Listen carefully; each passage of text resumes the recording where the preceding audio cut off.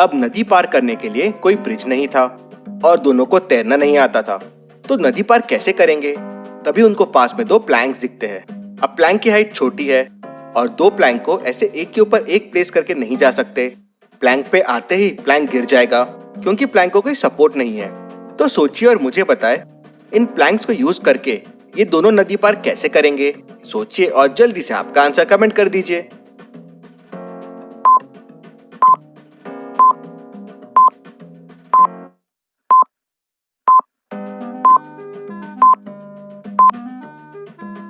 चलिए इसका आंसर देखते हैं। रोहन पहले प्लैंक को ऐसा रखेगा और उस पे खड़ा हो जाएगा और फिर दूसरे प्लैंक को वो ऐसा रख देंगे। अब रोहन के प्रेशर की वजह से प्लैंक नहीं गिरेगा, तो राकेश प्लैंक्स पे चढ़ के धीरे धीरे रिवर को क्रॉस कर लेगा।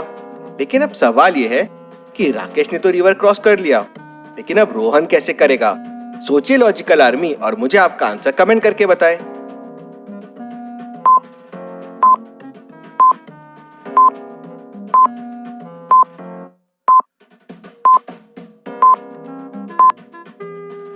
चलिए इसका आंसर देखते हैं। सिंपल है, जैसे पहले रिवर के इस साइड किया, अब उस साइड करेंगे।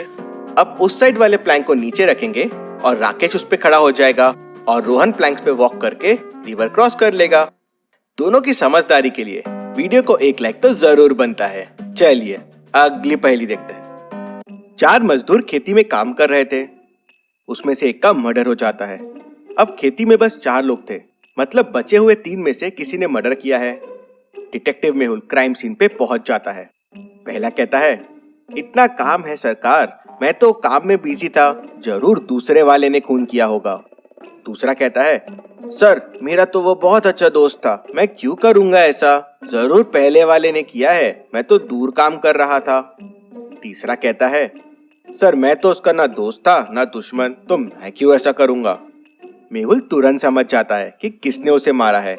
क्या आप सोच के बता सकते हैं उसे किसने मारा है? सोचिए और मुझे आपका आंसर कमेंट करके बताएं।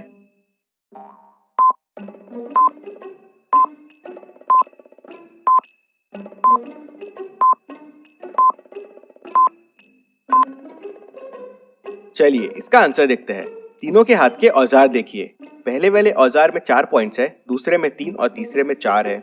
जिसका खून हुआ उसकी बॉडी पे 6 मार्क्स है, मतलब 3 वाले औजार से 2 बार उसे मारा गया है। मेहुल ये समझ जाता है और दूसरे वाले को पकड़ लेता है। चलिए अगली पहेली देखते हैं। करण की प्रेग्नेंट वाइफ को अचानक पेट में दर्द होता है। करण तुरंत कार निकालता है और हॉस्पिटल की तरफ भागता है, लेकिन ये क्या, रास्ते में डेडलॉक है, सारी कार अटक गई है। अब बस एक कार को पीछे जाना पड़ेगा जिससे ये डेडलॉक खुल जाएगा।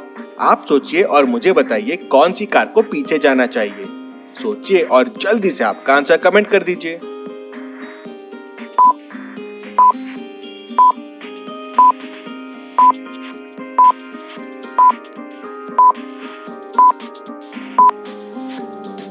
चलिए इसका आंसर देखते हैं। कार 3 को पीछे जाना चाहिए। कार 3 के पीछे जाते ही बाकी कार इस तरह से निकल जाएगी। तो चलिए अगली पहेली देखते हैं। सोहन का उसके घर पे मर्डर हो जाता है। केस की छानबीन करने डिटेक्टिव मेहुल पहुंच जाता है। मेहुल को बॉडी के पास ही मर्डर वेपन मिल जाता है। उस पे मर्डर के फिंगरप्रिंट्स के निशान भी मिल जाते हैं। मेहुल सोहन का वॉलेट देखता है तो उस पे सोहन ने मर्डरर को सर्कल भी करके रखा हुआ था। अरे ये तो बड़ा आसान केस था, मर्डर बड़ी आसानी से मिल गया। मेहुल मर्डरर के घर पहुंच जाता है, लेकिन वहां जाके कंफ्यूज हो जाता है। एक जैसे दिखने वाले 3 भाई है, अब तीनों में से एक मर्डरर है। तीनों कहते हैं हमने मर्डर नहीं किया है। अब कैसे पता करेगा मेहुल तीनों में मर्डरर कौन है? सोचिए और मुझे आपका आंसर कमेंट करके बताएं।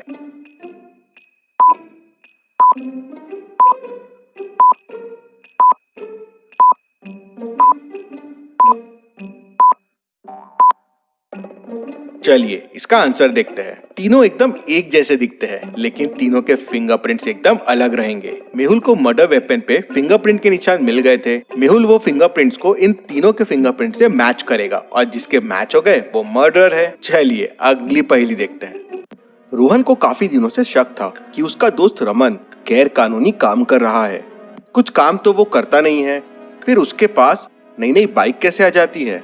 एक बार रोहन अपनी बाइक की डिलीवरी लेने के लिए शोरूम में पहुंचा था। बाइक देख के वो बहुत खुश हो गया था। तभी सामने से रमन आ जाता है उसकी बाइक पे। आज फिर नई बाइक लेके आया था रमन, लेकिन रोहन रमन को और उसकी बाइक को देख के समझ जाता है कि ये चोरी की बाइक है। रमन जरूर चोरी की चीजें यूज कर रहा है। कैसे, ऐसा कैसे समझ जाता है रोहन को? क्या आप सोच के बता सकते हैं? सोचिए और मुझे आपका आंसर कमेंट करके बताएं।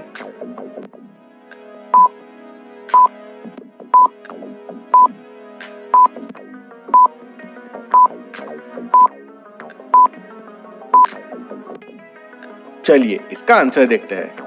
रोहन ने जो न्यू बाइक खरीदी है उसका नंबर देखिए। वो नंबर वही है जो रमन लेके आया है।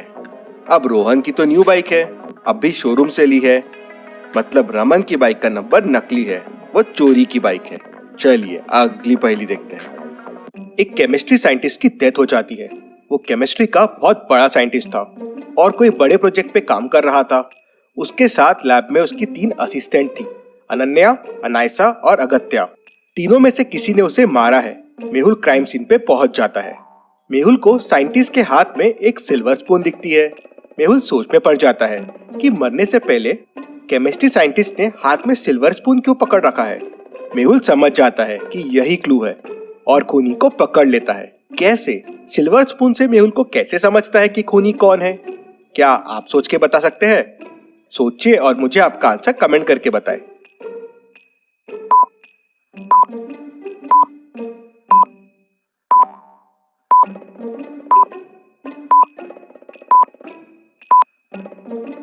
चलिए इसका आंसर देखते हैं। वो एक केमिस्ट्री प्रोफेसर था, तो उसने हिंट भी केमिस्ट्री का दिया। सिल्वर का केमिकल सिंबल है Ag, मतलब साइंटिस्ट अगत्या की तरफ इशारा कर रहा था। मेहुल ये समझ जाता है और उसे पकड़ लेता है। चलिए अगली पहेली देखते हैं। रोहन के तीनों बच्चे जिद कर रहे थे कि उन्हें साइकिल चाहिए, उन्हें साइकिल चाहिए। अब रोहन के पास इतने पैसे नहीं थे कि वो तीनों को साइकिल दिला पाए। वो किसी एक को ही दिला सकता है।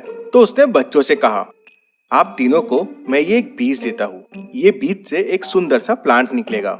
जो अपने प्लांट की सबसे अच्छे से देखभाल करेगा, उसे अच्छे से रखेगा, उसका प्लांट उतना ही सुंदर दिखेगा। जिसका प्लांट 1 महीने बाद सबसे सुंदर होगा, मैं उसे साइकिल दिलाऊंगा। तीनों बच्चे बीज लेके चले जाते हैं और 1 महीने बाद अपने प्लांट्स लेके वापस आते हैं। 2 के प्लांट्स बहुत सुंदर थे, लेकिन तीसरे का गमला खाली था। वो रोहन से कहता है कि मैंने बहुत कोशिश की, लेकिन इसमें से प्लांट निकला ही नहीं। फिर भी रोहन ने उसी को साइकिल गिफ्ट की। क्यों?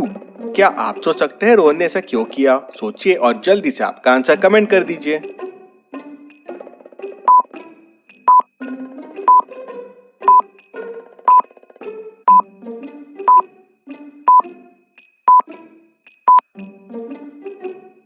चलिए इसका आंसर देखते हैं। रोहन ने उसे साइकिल दी क्योंकि वो सच्चा है। रोहन ने उन्हें बिना प्लांट वाले बीज दिए थे।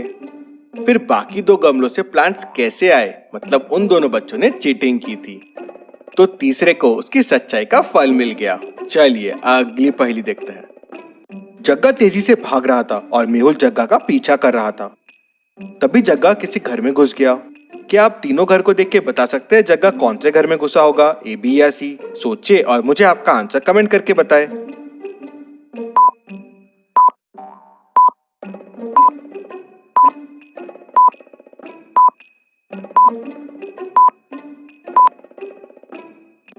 चलिए इसका आंसर देखते हैं। घर B के पैरों के निशान देखिए। वो सीधा खिड़की की तरफ जा रहे हैं और खिड़की खुली है, मतलब जग्गा यहीं से घर के अंदर घुसा है, मतलब जग्गा घर B में है। चलिए अगली पहेली देखते हैं। इस पिक्चर को ध्यान से देखिए और मुझे बताइए बच्चे की माँ कौन है, A या B? सोचिए और मुझे आपका आंसर कमेंट करके बताएं।